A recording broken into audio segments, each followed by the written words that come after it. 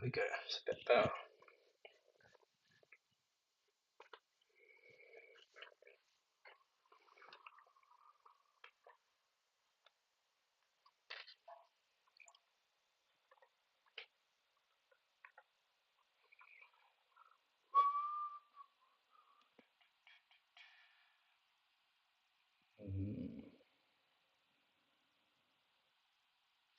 Right, get the stream started up.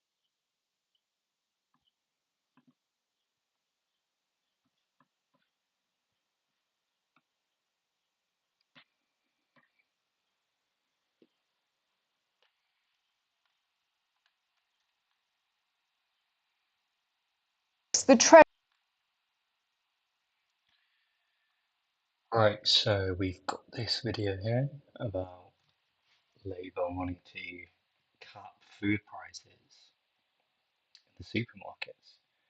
It's very Soviet Union, I suppose. Yeah, let's give this a watch. Let me just figure this out. If I go like this, that should be good. Right.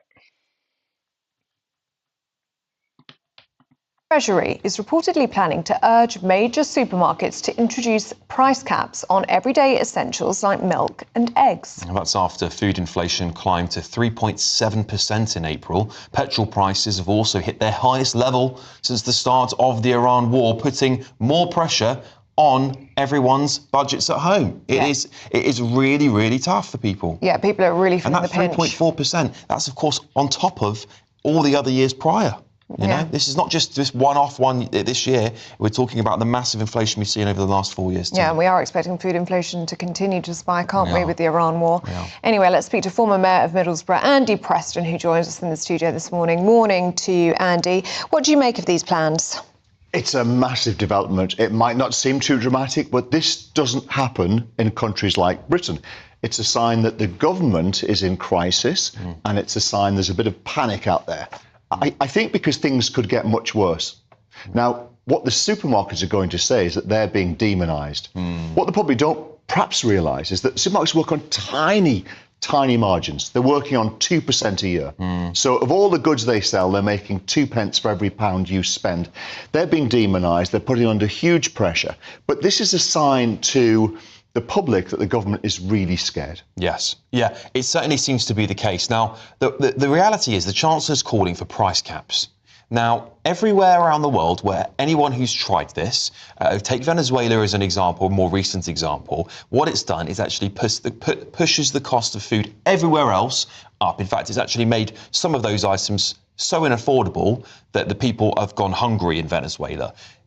A price cap is really not the best way to solve a food inflation crisis, is it? Alex, there's almost no evidence that this does any good at all. In fact, there's lots of evidence that it makes things worse. There's a really eminent economist, Paul Johnson, former head of the IFS, independent, not politically aligned, he said yesterday that he never thought in his lifetime he'd see a government intervene in food prices. So this is really unusual, and it shows that at the heart of government there is a panic that things could get worse. Yeah. But it's the political ramifications that are huge. No government survives inflation because it hits you every day in the pocket, gives you a panic and a gnaw in the belly when you go shopping in the supermarket.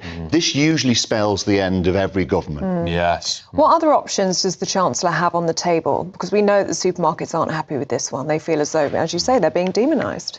A safer option is to reduce taxes or target money at the poorest. So if you're worried that the very poorest people are really struggling to buy the essentials from their local supermarket, there can be targeted help via councils with food vouchers and special crisis money. Yeah, but the reality is that Britain, we are, as a country, we are not self-sufficient when it comes to our own food. We import, I think, is it 40%, 30% of our own food into this country.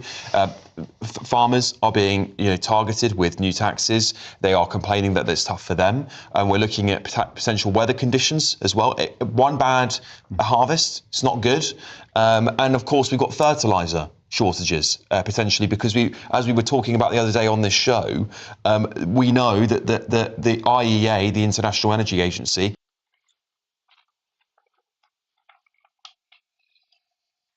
So yeah, I mean, as he's mentioned,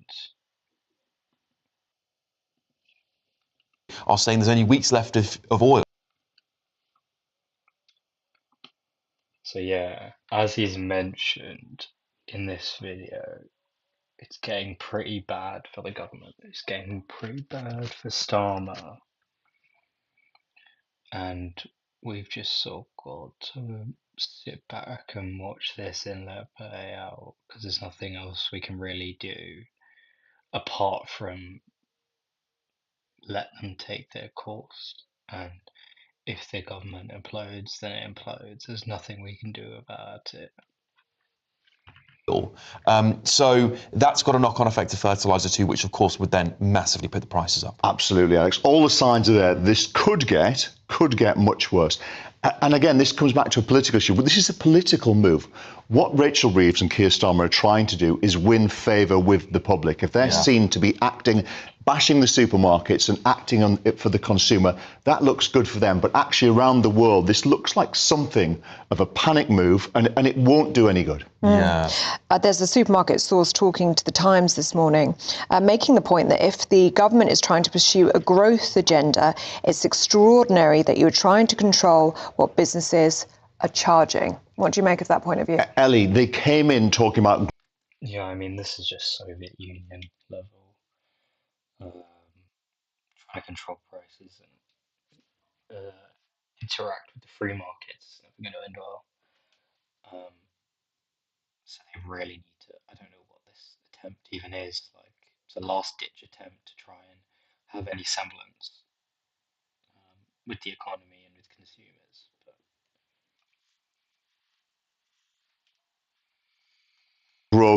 growth. The primary mission was growth, and I have to say, the only thing that is growing is the cost of petrol and the cost of food. Everything else is flatlining. It's going exactly the opposite way that the government intended. And this, around the world, looks like a panic measure. It won't... If we have better control over our energy, this country, which digs up in the North Sea and takes all the oil and gas and sells it back to us at a premium, we wouldn't have to deal with that. But I don't know what they're doing, really. Makes no sense. Go down well. It does indeed. Can I very, very briefly ask you, Andy? I know you haven't come in to talk about this, but a lot happened last week. A lot happened. It's been all overshadowed by what's happening in the Labour psychodrama, which we can't really get into now because we've entered a period of purdah. However, the King's speech contained quite a lot of information. One of the things people were celebrating quite recently was the end of digital ID. And there were celebrations online. People go, oh, it's all over. But the government is still pressing ahead with it. Yeah. In what way would digital ID be palatable for you if I said to you, you've got to have digital ID, Andy? That's a very good question, because when it was first talked about, most of the public were pretty relaxed about it. Actually, all the opinion polling showed that about 2/3 of people quite welcomed it, because what was talked about was being able to cut out crime, catch people that shouldn't be here illegally, and make sure that fraud was reduced. So everybody loves that. As we dug down to the details, people became a bit more uncomfortable, but more importantly thought, well, if we agree to this now, where does it end? This goes on. Yeah, so it's just being Trojan horse, basically. So they disguise it as one thing, and then it's actually intended for something else. So that's what digital ID basically does.